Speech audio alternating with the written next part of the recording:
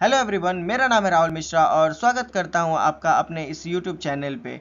दोस्तों, हमने शुरुआत किया है एक इकोनॉमिक्स का ऐसा सेशन जहां पे आपको हर टॉपिक एक इजी वे में आपको मिलेगा और उसके बावजूद आपको मिलेगा प्रीवियस ईयर क्वेश्चन जो कि रिलेटेबल है आरबीआई के, यूपीएससी और बीपीएससी, एसएससी, सीजीएल, बैंकिंग जैसे एग्जामिनेशन से, क्योंकि इकोनॉमिक्स का क्वेश्चन का वेटेज इन सभी एग्जामिनेशंस में बहुत ही ज़्यादा होता है। तो मैं आपके लिए सभी क्वेश्चन को एक सिंगल प्लेटफॉर्म पे लाऊंगा, वो भी मेरे पीडीएफ में अटैच रहेगा दोस्तों। तो दोस्तों, चलिए शुरुआत करते हैं आज के इस टॉपिक को और समझते हैं माइक्रो एंड मैक्रो इकोनॉमिक्स के बारे में और जानेंगे इसके प्रीवियस ईयर क्वेश्चंस को। दोस्तों, माइक्रो इकोनॉमिक्स क्या होता है? हमेशा एक से एक कंक्लूजन बना हुआ रहता है इसके बारे में कि इसको हम लोग कैसे समझें। तो चलिए मैं समझाता हूं आपको बहुत ही ईजी तरीके से। जब इकोनॉमिक्स में दोस्तों आप बात करोगे किसी छोटे से यूनिट के बारे में, मतलब दोस्तों मान के चलो कि आपका बिजनेस है, आप किसी दुकान के मालिक हो, आप किसी मॉल के मालिक हो, या फिर आप कोई भी अपना एक बिजनेस करते हो। तो वो बिजनेस जो है ना दोस्तों, इकोनॉमिक्स के हिसाब से बहुत छोटा है। ठीक है, इकोनॉमिक्स के हिसाब से बहुत छोटा है। अब डेफिनेशन को समझो, फिर मैं आपको और समझाता हूँ। तो इसमें है दोस्तों कि micro economics is the branch of economic that deals with the behaviour and the decision making of individual unit like consumer, house hold और फॉर्म। और समझो दोस्तों इसको आसानी से, तो माइक्रो इकोनॉमिक्स उन छोटी यूनिट का स्टडी है जो मार्केट में डिसीजन लेती हैं। जैसे एक बायर हो गया, क्या खरीदेगा, जैसे एक दुकान हो गया, किस प्राइस पर माल बेचेगा। मतलब मैंने आपको एग्जांपल में बताया ना दोस्तों कि आप छोटे व्यवसाय के मालिक हो, तो आपको क्या बेचना है, कैसे बेचना है, इसका डिसीजन आप लोगे। वैसे ही मान के चलो कि आप अगर किसी दुकान में जाते हो तो क्या खरीदना है और कौन सा नहीं खरीदना है, ये डिसीजन आप लोगे। इट मीन्स कि वहाँ पे क्या हो गया कि एक इंडिविजुअल यूनिट तैयार हो गया, मतलब कि एक आदमी वहाँ पे डिसीजन लेने वाला है। तो यही चीज़ होता है दोस्तों माइक्रो इकोनॉमिक्स। माइक्रो इकोनॉमिक्स में अगर देखा जाए दोस्तों, तो इसका जो फोकस एरिया रहता है ना, इंडिविजुअल का अपना चॉइस रहता है, हर आदमी अपना एक चॉइस लेके जाता है। प्राइस जो होता है दोस्तों स्पेसिफिक होता है, गुड्स का जितने भी सामान होते हैं उसके प्राइस जो होता है ना स्पेसिफिक होता है, जो कि इंडिविजुअल्स के द्वारा उसको तय किया जाता है, या फिर जो मार्केट गुड्स जिसका जिस प्रोडक्ट जिस कंपनी का गुड्स है वो उन लोगों के द्वारा सिलेक्ट किया जाता है। या फिर कंज्यूमर बिहेवियर देखें तो ये कौन फोकस करता है, तो हम लोग देखते हैं माइक्रो इकोनॉमिक्स में। क्योंकि क्या होता है दोस्तों कि आप अगर मान के चलो बिजनेस कर रहे हो, तो आप कस्टमर को किस तरीके से डील करोगे, या फिर किस तरीके से कस्टमर को अट्रैक्ट करोगे, इस तरीके का जो कंज्यूमर बिहेवियर है ये आप ही से ना रिफ्लेक्ट होगा। इट मीन्स कि आप माइक्रो इकोनॉमिक्स में आ गए। अब उसका देखते हैं दोस्तों क्या क्या टूल्स यूज होती हैं या फिर किस तरीके की बातें यूज होती हैं, तो उसको हम लोग भी समझते हैं। तो पहला, डिमांड और सप्लाई का कर्व हम लोग मेंटेन करते हैं। डिमांड और सप्लाई मतलब क्या होता है दोस्तों कि ज़रूरत के अनुसार हम अपने सामान को यहाँ पे मेंटेन करते हैं। इलास्टिसिटी मेंटेन करते हैं दोस्तों। इलास्टिसिटी मतलब होता है कि आप लोग समझो कि एक रबड़ देखे हो ना दोस्तों, रबड़ में क्या होता है कि आप खींचोगे तो फैलेगा, छोड़ोगे तो एज इट इज़ अपने आप पोर्शन में आ जाएगा। सिंपल इकोनॉमिक्स भी वही है दोस्तों कि मार्केट के डिमांड के अनुसार अगर आप खुद को मेंटेन कर लेते हो तो उसमें एक बहुत अच्छा हम लोगों में मतलब कि इकोनॉमिक्स दिखेगा, क्योंकि आप मार्केट के अनुसार खुद को डील कर रहे हो। जैसा कि आप लोग मॉल्स में देखते होगे कि फेस्टिवल के टाइम पे क्या होता है कि आप अगर मॉल्स में जाते हो कपड़े खरीदने, तो उस टाइम पे जो स्टॉक रहता है या फिर उस टाइम पे जो कपड़े रहते हैं वो बहुत अलग या बहुत सस्ते या फिर बहुत ज़्यादा नंबर में होते हैं as compared to other day. Normal day में आप जाते हो तो देखते हो कि प्राइस भी कम नहीं रहता है, ऑफर भी नहीं चलता है, वो कपड़े भी सस्ते नहीं होते हैं, नया कलेक्शन भी नहीं रहता है। मतलब कि ये जो सभी चीज़ें हैं किसके द्वारा रेगुलेट की जाती हैं, तो एक इंडिविजुअल फर्म के द्वारा, इंडिविजुअल बिजनेस मैन के द्वारा। उसके बाद से मार्जिनल यूटिलिटी रहता है दोस्तों, उसमें जो कि मार्जिन का जो भी एक्सपेक्ट अप्रोच रहता है वो उसी इंडिविजुअल आदमी के द्वारा होता है। और कोर कॉन्सेप्ट की अगर बात करें दोस्तों, तो प्राइस डिटर्मिनेशन भी नॉर्मल हम ही लोग के द्वारा रहता है। मार्केट इक्विलिब्रियम जो इसमें रहता है दोस्तों वो भी हम ही लोग डिसाइड करते हैं कि किस तरीके से मार्केट बिहेव करे, या फिर कंज्यूमर का सरप्लस देखेंगे, या फिर प्रोडक्शन का जो कॉस्ट होगा। सरप्लस मतलब दोस्तों क्या होता है कि बच गया, या फिर जो उसका जो प्रॉफिट मेनली अगर आप समझो, और उसके बाद से प्रोडक्शन कॉस्ट की उसका मतलब कि कितना प्रोडक्शन कॉस्ट आ रहा है। मतलब कि इन सभी बेसिक चीज़ों को अगर हम लोग देखें तो इसमें क्या है ना कि एक बेसिक फॉर्म मतलब इंडिविजुअल पर्सन ही काम कर रहा है आपको, ठीक है। तो इस तरीके का क्वेश्चन दोस्तों आता है कि कोर कॉन्सेप्ट में कौन कौन से एस्पेक्ट है, जैसे प्राइस डिटर्मिनेशन उनका काम होता है। हम लोग प्राइस को पहले पता तो करें कि किस प्राइस में बिकना चाहिए, किस प्राइस में नहीं बिकना चाहिए, कौन सा प्राइस महंगा है, कौन सा प्राइस इसके लिए सही है। उसके बाद से मार्केट को भी तो जज करें कि मार्केट किस प्राइस रेंज में इसको खरीदेगा, और उसके बावजूद कस्टमर कितना मतलब उससे कितना कमाया जा रहा है, कितना नहीं कमा पा रहे हैं, या फिर प्रोडक्शन कितना में हो रहा है। तो हर चीज़ों को इस तरीके से चेक किया जाता है। और उसके बाद से मार्केट टाइप के कर्व को हम लोग भी देखेंगे दोस्तों कि परफेक्ट कंपटीशन क्या होता है। परफेक्ट कंपटीशन मतलब आप उसमें देखोगे कि एक जो कॉम्पिटिटिव माहौल आता है, क्योंकि ये इंडिविजुअल्स का तो मार्केट है ना दोस्तों, तो इसमें कंपटीशन आना एक जेन्युइन सी बात है। उसके बाद अगर हम लोग देखें तो यहाँ पे एक मोनोपोली आता है दोस्तों। मोनोपोली क्या होता है, एक अधिकार के बारे में बात होता है। एक अधिकार मतलब अगर हम लोग समझें तो कोई भी आदमी जो अगर बिजनेस कर रहा है या फिर किसी भी सेगमेंट में, जैसे इसका मोनोपोली का एक सिंपल सा उदाहरण मान के चलते हैं दोस्तों। तो मोनोपोली मतलब होता है कि जैसे इंडियन रेलवे रेल चला रही है, तो ऐसा तो नहीं है कि रेल आप भी चला दोगे। अब वो एक तरीके से मान लो कि इंडियन रेलवे को 2 मिनट के लिए हम मानते हैं कि कोई प्राइवेट कंपनी है, ठीक है। तो प्राइवेट कंपनी है, अब वो रेल चला रही है क्योंकि 10 हाथ में रेल का पावर है नहीं।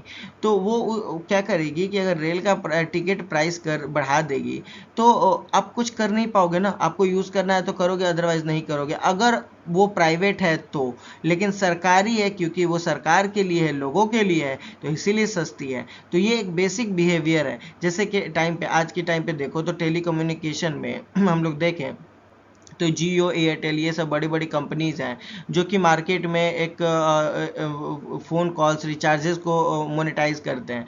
मतलब कि अगर कल के डेट में ये लोग रेट बढ़ा देते हैं तो आप क्या ही कर सकते हो। अगर आप प्लेयर नहीं हो, अगर आप कंज्यूमर हो, तो आप कुछ नहीं कर सकते हो, क्योंकि आप तो उसके कस्टमर हो ना। ओलिगोपोली को अब हम लोग समझते हैं तो ओलिगोपोली दोस्तों एक ऐसा मार्केट होता है जहां कुछ गिनी चुनी बड़ी कंपनी ही पूरे बाजार को नियंत्रित करती हैं, या फिर इन कंपनियों के बीच में एक कंपटीशन होता रहता है, लेकिन हर कंपनी एक दूसरे की चाल पर ध्यान रख के अपनी रणनीति को तय कर लेती है। जैसा कि अब मैंने आपको अभी बताया कि एयरटेल जियो को अगर हम लोग समझ लेते हैं तो क्या होता है कि जियो अगर कोई सस्ते में प्लान ला रहा है तो एयरटेल भी रेडी रहता है उसको प्लान को एग्जीक्यूट करने के लिए या फिर उसको कॉम्पीट करने के लिए। लेकिन मोनोपोली में यही अंतर अलग है दोस्तों। मोनोपोली में एक अधिकार होता है, जैसे कि मैंने रेलवे का आपका एग्जाम्पल दिया। उसमें क्या है कि रेलवे में तो कोई दो सेगमेंट नहीं है, लेकिन एक बात के लिए मैं आपको समझा रहा हूँ क्योंकि रेलवे तो गवर्नमेंट है ना, प्राइवेट तो है नहीं।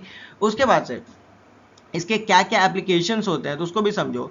तो बिजनेस प्राइसिंग डिसीजन मतलब बिजनेस को किस प्राइस पॉइंट पे रखना है, या फिर टैक्सेशन का इम्पैक्ट, या फिर स्पेसिफिक जो प्रोडक्ट होते हैं तो उसका सिलेक्शन ये कौन करता है दोस्तों, तो वो इंडिविजुअल के द्वारा किया जाता है।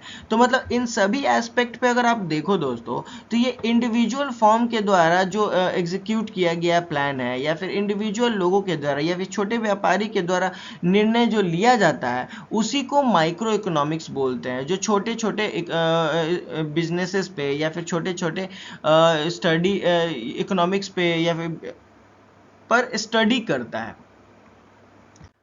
उसके बाद है दोस्तों मैक्रो इकोनॉमिक्स, जिसमें हम लोग देखते हैं कि एक पूरे इकोनॉमी का, होल इकोनॉमी का जहाँ पे स्टडी हो उसके बोलते हैं मैक्रो इकोनॉमिक्स। जैसे डिफिनेशन पे अगर हम लोग चले तो macro economics is the branch of economics that study the behaviour and performance of the entire economy like GDP, inflation, unemployment and fiscal policy. दोस्तों क्या होता है, तो जब पूरी इकोनॉमी की बात होती है, जैसे देश का जीडीपी हो, महंगाई हो, बेरोजगारी हो, तो वो मैक्रो इकोनॉमिक्स के अंदर आता है। मतलब कि अब अगर आप ये रिलेट करोगे माइक्रो इकोनॉमिक्स और मैक्रो से, तो माइक्रो में क्या था दोस्तों, तो हम लोग इंडिविजुअल बिजनेस प्लेयर्स या फिर इंडिविजुअल लोगों के बारे में बात कर रहे थे। लेकिन यहाँ पे क्या है कि हम एक गवर्नमेंट, इंटायर गवर्नमेंट के बारे में बात कर रहे हैं। इसका पैमाना बड़ा है दोस्तों। इसमें क्या फोकस होता है तो उसको भी समझो। तो इकोनॉमी क्या ग्रोथ कैसे हो सकता है, इन्फ्लेशन कैसे बढ़ेगा, एम्प्लॉयमेंट कैसे बड़ा होगा, क्योंकि इसका तो जो पर्सपेक्टिव है दोस्तों अब बड़ा ना होगा, ये पूरे अब देश के लिए सोचेगा, अब तो इंडिविजुअल पर्सन के लिए नहीं सोचेगा। ठीक है। उसके बाद से मेन इसके इंडिकेटर कैसे हैं दोस्तों, कि कैसे पता चलता है कि देश किस हालात में है। तो जीडीपी है दोस्तों, जीएनपी है, सीपीआई जो कंज्यूमर प्राइस इंडेक्स है दोस्तों, जिसमें इन्फ्लेशन को हम लोग पॉइंट आउट करते हैं, और अनएम्प्लॉयमेंट रेट को देखते हैं, और फिजिकल डेफिसिट को भी देखते हैं दोस्तों। मतलब कि इन सभी चीज़ों के एस्पेक्ट पे अगर देखा जाए तो ये हमारे मेन इंडिकेटर्स हैं। उसके बाद क्या क्या पॉलिसीज़ हैं जो कि हम लोग पढ़ते हैं मैक्रो इकोनॉमिक्स के बारे में। तो गवर्नमेंट का जो बजट होता है जिसको फिजिकल पॉलिसी बोलते हैं, या फिर मॉनेटरी पॉलिसी जो कि आरबीआई का जो इंटरेस्ट रेट होता है, जो साल में कभी कभी अगर चेंज होता है तो उसमें हम लोग उसको भी स्टडी करते हैं दोस्तों। अब सबसे खास बात कि ऑब्जेक्टिव क्या है मैक्रो इकोनॉमिक्स का, तो इकोनॉमी का ग्रोथ, प्राइस को कुछ स्टेबल रखना, जो एम्प्लॉयमेंट है दोस्तों वो जनरेट करते रहना, जहाँ इसके कारण क्या हो कि देश पे बर्डन ना क्रिएट हो। और उसके बाद से ग्लोबल रोल क्या है, तो help in forming trade policy, दूसरे देशों से व्यापार को और आसान किया जाए ट्रेड पॉलिसी के हेल्प से। और इंटरनेशनल नेगोशिएशन, मतलब दूसरे देश के साथ किस तरीके से अच्छा डील क्लोज करें, किस तरीके से अच्छा अपना व्यापार करें। और अंत में एक अच्छा बजटिंग तैयार करना देश के लिए, क्योंकि देश का जो कलेक्शन होता है दोस्तों, जो टैक्सेस से होता है, तो उस टैक्स के बेसिस पे देश को किस तरीके को अपना इन्वेस्ट करना है पैसा, वो बजटिंग भी देखना बहुत ही इम्पॉर्टेंट हो जाता है दोस्तों। अब इसके एस्पेक्ट पे कुछ क्वेश्चंस पूछे गए हैं, जो कि अब हम लोग क्वेश्चंस को देखते हैं और समझते हैं। तो दोस्तों पहला क्वेश्चन है, यूपीएससी प्रीलिम्स में पूछा गया 2020 में, कि कौन सा ऐसा है जो इनमें से कौन सा ऐसा है जो मैक्रो इकोनॉमिक्स का इशूज़ है। मैक्रो इकोनॉमिक्स मैंने आपको बताया दोस्तों कि जो ग्लोबल इशू हो, सॉरी ग्लोबल नहीं, एक बड़ा इशू हो, एक इंटायर इकोनॉमी का हो।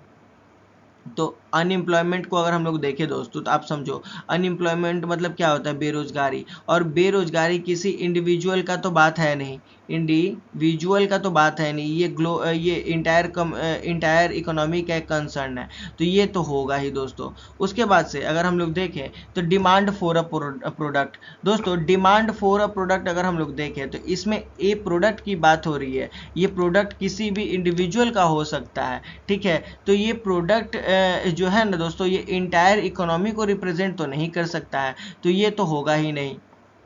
उसके बाद से इन्फ्लेशन की बात हो दोस्तों, तो इन्फ्लेशन मतलब होता है महंगाई, और महंगाई किसी इंडिविजुअल को लेके तो नहीं बढ़ता है, महंगाई बढ़ता है पूरे इंटायर इकोनॉमी के एस्पेक्ट से, किसी स्पेसिफिक दायरे में, लेकिन स्पेसिफिक लोगों के लिए नहीं। मतलब खुद सोच के देखो कि अगर इन्फ्लेशन बढ़ रहा है दोस्तों, अगर मान के चलो कि इस साल महंगाई बढ़ी मोबाइल्स पे या इलेक्ट्रॉनिक चीज़ों पे, आप समझो, ठीक है, इलेक्ट्रॉनिक चीज़ों पे महंगाई बढ़ी, तो ये इलेक्ट्रॉनिक चीज़ों में दोस्तों सभी चीज़ें ना आएंगी, चाहे वो मोबाइल्स हो, चाहे वो ईयरफोन्स हो, एज यू विश, आप जो समझो, ठीक है। लेकिन आप समझो कि क्या ये ईयरफोन का ही व्यापारी को तो इससे प्रॉब्लम नहीं होगा, इससे प्रॉब्लम तो इसको भी होगा, इनफैक्ट इंटायर इलेक्ट्रॉनिक्स इंडस्ट्री को होगा। तो अगर हम लोग देखें तो ये जो है माइक्रो इकोनॉमिक्स का एक पार्ट हो सकता है। उसके बाद से सप्लाई ऑफ अ प्रोडक्ट, दोस्तों सप्लाई ऑफ अ प्रोडक्ट, फिर से आप यहाँ पे देखो तो एक प्रोडक्ट के बारे में बात हो रहा है, एक ऐसा प्रोडक्ट जो कि इंडिविजुअल के द्वारा इसको एग्जीक्यूट किया जाता है। मतलब 4 होगा नहीं दोस्तों, 2 होगा नहीं, 1 और 3 होने का रीज़न है क्योंकि ये एक माइक्रो इकोनॉमिक्स का कंटेंट है, और एक आप देखोगे तो एक इंटायर इकोनॉमी के पर्सपेक्टिव से बात किया जा रहा है, क्योंकि डिमांड और सप्लाई इसी को तो बोलते हैं माइक्रो, और अनएम्प्लॉयमेंट और इन्फ्लेशन इसको बोलते हैं मैक्रो। और है दोस्तों बीपीएससी के में क्वेश्चन पूछा था पीवाईक्यू का 2019 में, जिसमें पूछा कि जीडीपी, इन्फ्लेशन और नेशनल जो इनकम है, ये किस चीज़ का एग्जाम्पल है। तो मैंने आपको बताया कि जो इंटायर इकोनॉमिक्स की बात करें दोस्तों, वही है माइक्रो इकोनॉमिक्स, तो ऑप्शन नंबर बी। दोस्तों फिर एसएससी सीजीएल में टीयर 1 में क्वेश्चन पूछता है 2022 में, और क्वेश्चन ये है दोस्तों कि माइक्रो इकोनॉमिक्स डील्स विथ किस चीज़ से डील करता है। तो आप खुद सोचो कि वो छोटे लेवल की बात करेगा, एक छोटे पैमाने के इंडिविजुअल के बारे में बात करेगा। तो general price level, national income तो होगा नहीं दोस्तों, क्योंकि ये नेशन के बारे में बात कर रहा है, एक इंटायर इकोनॉमी, तो ये होगा नहीं। उस पर एक जनरल प्राइस लेवल का मतलब है दोस्तों कि ये एक कॉमन, एक इंडिविजुअल के बारे में नहीं बात कर रहा है, जनरल मतलब कॉमनली बात कर रहा है। फिर आता है दोस्तों house hold behaviour. House hold की जहाँ तक बात हो दोस्तों, तो एक इंडिविजुअल हाउस होल्ड के एस्पेक्ट में ये बात हो रहा है, क्योंकि ये एक कॉमन मुद्दा है इंडिविजुअल के एस्पेक्ट में देखा जाए। लेकिन यहाँ पे इन्फ्लेशन की बात कर रहा है दोस्तों, तो इन्फ्लेशन तो होगा नहीं, क्योंकि ये इन्फ्लेशन ग्लोबल कंसर्न है। तो अगर देखा जाए तो यहाँ पे हाउस होल्ड ही होगा दोस्तों, क्योंकि अगर देखो तो इसमें इंडिविजुअल यूनिट्स हैं, माइक्रो लेवल का स्टडीज है इसमें। दोस्तों अब देखते हैं क्वेश्चन नंबर 5, जो आरबीआई असिस्टेंट मेंस में पूछा गया था 2021 में। ये क्वेश्चन है दोस्तों कि माइक्रो इकोनॉमिक्स में क्या नहीं डील किया जाता है। तो चलिए समझते हैं माइक्रो इकोनॉमिक्स में क्या डील नहीं किया जाता है। तो पहला है दोस्तों कि एम्प्लॉयमेंट। जाहिर सी बात है दोस्तों, ये हम लोग इंटायर इकोनॉमी के बारे में बात कर रहे हैं, इंडिविजुअल पर्सन के बारे में बात नहीं कर रहे हैं, तो ये तो माइक्रो इकोनॉमिक्स ही है, तो ये तो नहीं होगा। दूसरा गवर्नमेंट का बजट, ये भी इंटायर इकोनॉमी के बारे में बात कर रहा है दोस्तों, ये भी नहीं होगा। इन्फ्लेशन, ये भी दोस्तों इंटायर इकोनॉमी के बारे में बात कर रहा है, ये भी नहीं होगा। लेकिन प्राइस ऑफ टूथपेस्ट की बात की जाए दोस्तों, तो आप समझो कि ये जो प्राइस ऑफ टूथपेस्ट है वो तो एक इंडिविजुअल फर्म का नहीं हो सकता है, इंडिविजुअल फर्म का होगा। हाँ, चाहे क्लोजअप का हो, पीएनजी, हिंदुस्तान यूनिलीवर, मतलब ये एक स्पेसिफिक ब्रांड को पॉइंट आउट करके खुद को रिप्रेजेंट करेगा। तो मतलब कि price of toothpaste is a single product, तो ये माइक्रो इकोनॉमिक्स का मेन फोकस है। उसके बाद है दोस्तों कि क्वेश्चन नंबर 6, जो बीपीएससी 66 में प्रीलिम्स में पूछा गया था कि macro economics include study of which of the following. Macro economics में कौन सा होता है, बस यही समझना है। तो सबसे बड़ी बात है यहाँ पे आप देखो तो नेशनल इनकम तो होगा, ठीक है, फिजिकल डेफिसिट भी होगा, demand and supply of sugar ये नहीं होगा दोस्तों, क्योंकि ये एक इंडिविजुअल फर्म के बारे में बात कर रहा है। उसके बाद हम लोग देखेंगे इन्फ्लेशन रेट, तो ये होगा दोस्तों। मतलब कि अगर देखा जाए तो यहाँ पे हमको नेशनल इनकम, फिजिकल डेफिसिट और इन्फ्लेशन रेट यहाँ पे दिखने को मिल गया 1, 2 और 4। अब आप सिलेक्ट करो दोस्तों 1, 2, 4 कौन सा है। तो 1, 2 और 4 मतलब कि बी आंसर है, क्योंकि आपको दिखा कि डिमांड माइनस सप्लाई शुगर क्या था दोस्तों, एक इंडिविजुअल पर्सपेक्टिव से बात किया गया, तो ये तो माइक्रो इकोनॉमिक्स है ना। तो यहाँ पे माइक्रो इकोनॉमिक्स अगर ये हो गया तो बाकी क्या है, माइक्रो इकोनॉमिक्स का पार्ट है। दोस्तों क्वेश्चन नंबर नेक्स्ट देखते हैं। उसमें हम लोग क्या है कि आरबीआई ग्रेड बी का ईएसआई एग्जामिनेशन में ये पूछा गया था कि कौन सा ऐसा है इसमें सही है जो कि मैच करता है माइक्रो एंड मैक्रो के एग्जाम्पल के साथ। तो माइक्रो में क्या है दोस्तों, इंटरेस्ट रेट, और मैक्रो में क्या है, वेजेस लेवल। अब इसको अच्छे से समझो दोस्तों, माइक्रो में इंटरेस्ट रेट है और माइक्रो में वेजेस लेवल, वेजेस मतलब कि सरकार वो जो तनख्वाह होती है ना उस लेवल पे बात कर रहा है। फिर उसके बाद से अगर देखा जाए तो माइक्रो में क्या है कि फॉर्म का प्राइसिंग पॉइंट या फिर प्राइसिंग स्ट्रेटजी। फॉर्म मतलब कि छोटा व्यापार, छोटा बिजनेस, और मैक्रो मतलब जीडीपी ग्रोथ, ठीक है। फिर उसके बाद तीसरा देखेंगे दोस्तों, माइक्रो में अनएम्प्लॉयमेंट, ठीक है, ये तो होगा नहीं दोस्तों, क्योंकि माइक्रो में अनएम्प्लॉयमेंट की बात कर रहा है, ये तो गलत हो गया। तो जाहिर सी बात है ये गलत है, तो ये तो पूरा ऑप्शन ही गलत हो गया। फिर उसके बाद माइक्रो में बजट डेफिसिट, दोस्तों माइक्रो में बजट की बात होती नहीं है, वो इंडिविजुअल होता है। फिर यहाँ पे देखें तो माइक्रो इंटरेस्ट रेट, माइक्रो एक वेजेस लेवल। दोस्तों सबसे बड़ी बात है कि इंटरेस्ट रेट या फिर वेजेस लेवल की बात की जाए तो ये एक ग्लोबल, ये एक इंटायर इकोनॉमिक कंसर्न है, ये स्पेसिफिक तो बढ़ेगा नहीं।